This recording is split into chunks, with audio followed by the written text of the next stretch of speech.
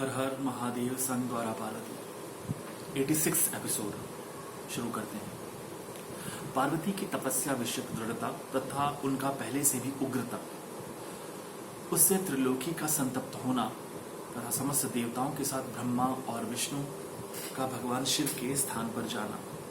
ब्रह्मा जी कहते हैं, मुनीश्वर, शिव की प्राप्ति के लिए इस प्रकार तपस्या करते हुए पार्वती के बहुत वर्ष बीत गए, तो भी भगवान शंकर प्रकट नहीं हुए। तब हिमाचल, मेना, मेरु और मंदराचल आदि ने आकर पार्वती को समझाया और शिव की प्राप्ति को अत्यंत दुष्कर बताकर उनसे यह अनुरोध किया कि तुम तपस्या छोड़कर घर को लौट चलो।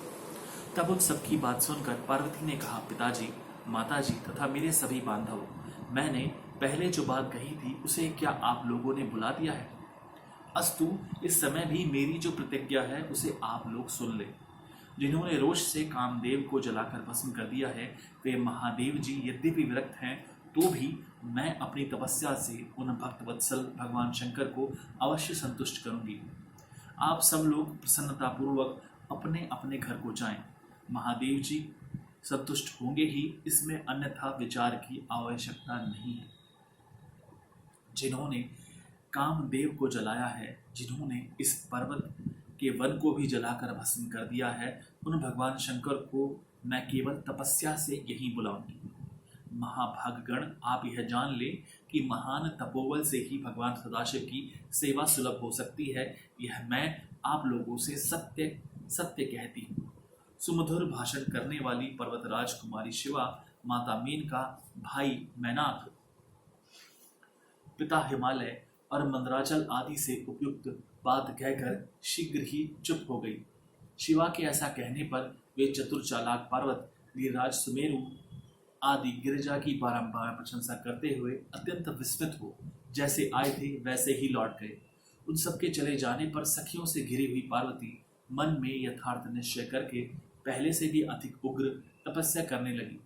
मुनिश्रेष्ठ, देवताओं, असुरों, मनुष्यों और चराचर प्राणियों सहित समस्त त्रिलोकी उस महती तपस्या से संतप्त हो उठी।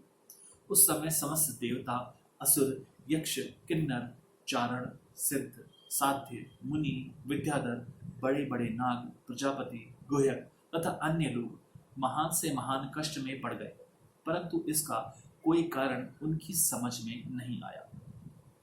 तब इंद्र आदि सब देवता मिलकर गुरु बृहस्पति से सलाह ले बड़ी विफलता के साथ सुमेरु पर्वत पर मुझ विधाता की शरण में आए। उस समय उनके सारे अंग संतप्त हो रहे थे। वहां आ मुझे प्रणाम कर उन सभी व्याकुल और कांतिहीन देवताओं ने मेरी स्तुति करके एक साथ ही मुझसे पूछा, प्रभु, जगत के संतप्त होने का क्या कारण है? उनका यह प्रश्न सुनकर मन ही मन शिव का स्मरण करके विचार पूर्वक मैंने सब कुछ जान लिया। इस समय विश्व में जो दाह उत्पन्न हो गया है वह गिरिजा की तपस्या का फल है।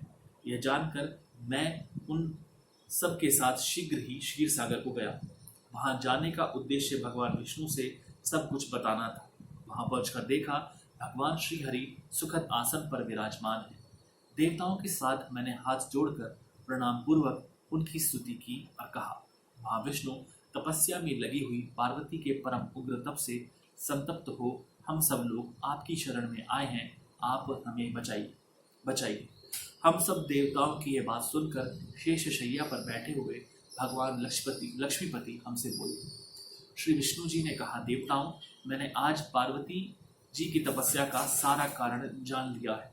अतः तुम लोगों के साथ अब परमेश्वर शिव के समीप चलता हूँ। हम सब लोग मिलकर यह प्रार्थना करेंगे कि वे गिरिजा को ब्याह कर अपने यहाँ ले आए। अमरो, इस समय समस्त संसार के कल्याण के लिए भगवान से शिवा के पाणी ग्रहण के लिए अनुरोध करना है। देवादिदेव पिनाकधारी भगवान शिव शिवा को वर देने के लिए जैसे भी वहीं उनके आश्रम पर जाएं। इस समय हम वैसा ही प्रयत्न करेंगे। अतः परम मंगलमय महाप्रभु रुद्र जहाँ उग्र तपस्या में लगे हुए हैं, वहीं हम सब लोग चले। भगवान विष्णु की यह बात सुनकर समस्त देवता आदि हठी, क्रोधी और जलाने के लिए उद्यत रहने वाले प्रलयंकर रुद्र से अत्यंत भयभीत हो उठे।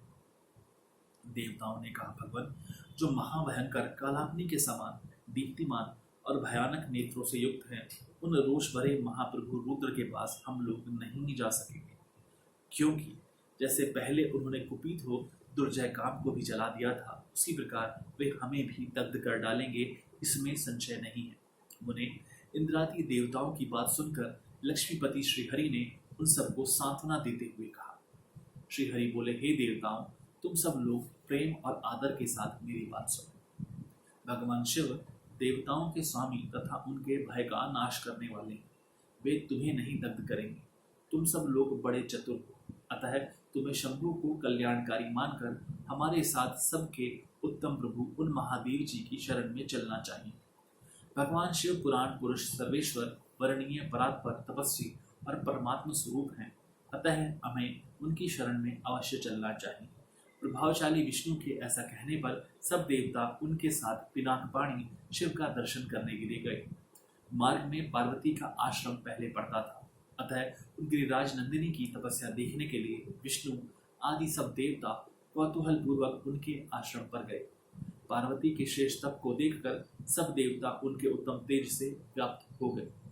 उन्होंने तपस्या में लगी हुई उन तेजोमयी जगदम्बा को नमस्कार किया और साक्षात सिद्धि स्वरूपा शिवा देवी के तप की भूरी भूरी प्रशंसा करते हुए वे सब देवता उस स्थान पर गए जहां भगवान ऋषभध्वज विराजमान थे। मुने, वहां पहुंचकर से देवताओं ने पहले तुम्हें उनके पास भेजा और स्वयं वे मदन दहनकारी भगवान हर से दूर ही खड़े रहे। वे वहीं से यह देखते रहे कि भगवान शिव कुपित है या प्रसन्न। नारद, तुम तो सदा निर्भय रहने वाले और विशेषता शिव के भक्त हो, अतः तुमने भगवान शिव के स्थान पर जाकर उन्हें सर्वथा प्रसन्न देखा। फिर वहां से लौटकर तुम श्री विष्णु आदि सब देवताओं को भगवान शिव के स्थान पर ले गए।